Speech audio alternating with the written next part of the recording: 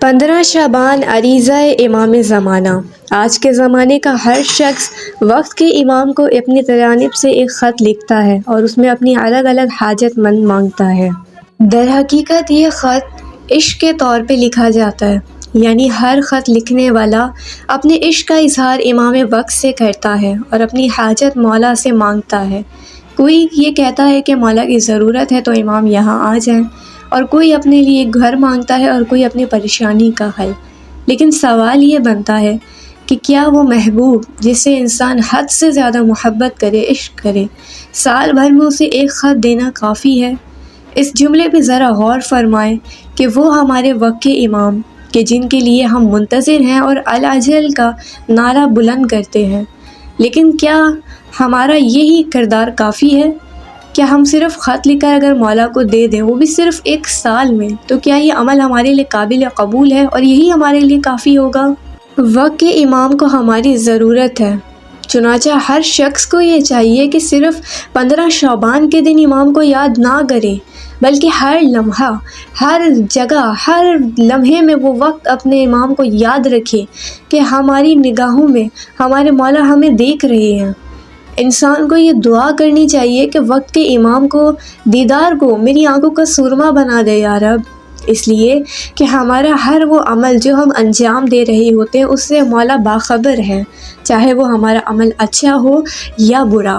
جب مومن کی نگاہوں میں ہر وقت یہ بات رہے گی کہ میرے مولا مجھے ہر عمل بجا لاتے ہوئے دیکھ رہے ہیں، تو یقیناً وہ انہی کاموں کو بجا لائے گا جو اس کے مولا دیکھنا پسند فرماتے ہیں۔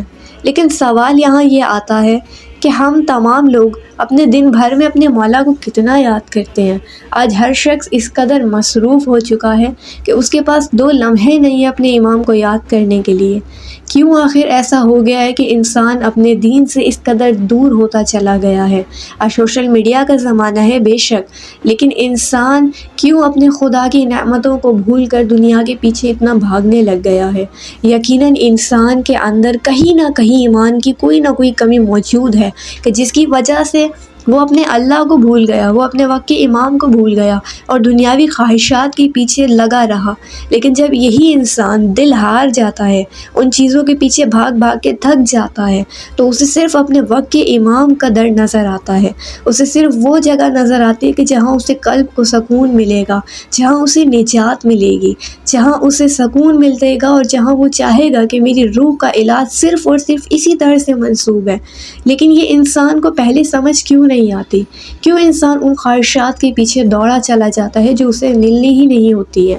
اس لیے کہ وقت کے امام یہ فرماتے ہیں کہ تمہیں جو چاہیے، جو بھی تمہیں چاہیے تم اپنے امام سے مانگو، میں تمہیں نہ دوں تو میں تمہارا وقت کا امام نہیں ہوں۔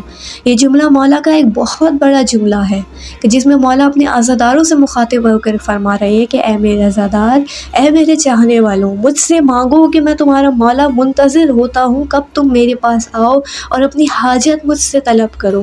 لیکن یہاں کیا ہو رہا ہے کہ ہر شخص مولا کو یاد تو کرتا ہے، مگر صرف ان لمحات میں کہ یا تو کوئی مجلس کا ذریعہ ہو جائے، یا کوئی میلاد کا ہو جائے، یا پھر مولا کی آمد کا دن ہو۔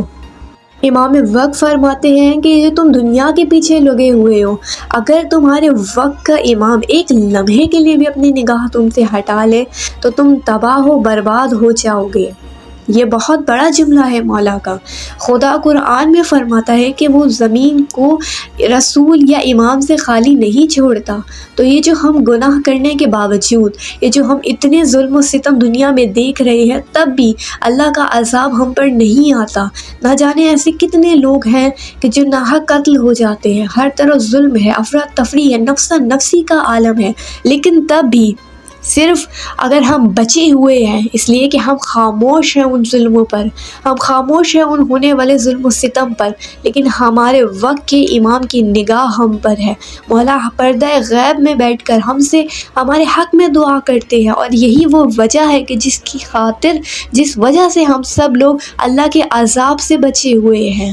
غیبت کے معنی آخر کیا ہوتے ہیں؟ غیبت کے معنی یہ نہیں ہے کہ کوئی شخص جو پردے میں چھپ جائے اسے غیبت کہا جائے۔ غیبت در حقیقت وہ ہے کہ ایک شخص کہ جسے ہم دیکھ نہیں پا رہے اپنی ظاہری آنکھوں سے، لیکن وہ ہر وقت ہمارے درمیان موجود ہیں۔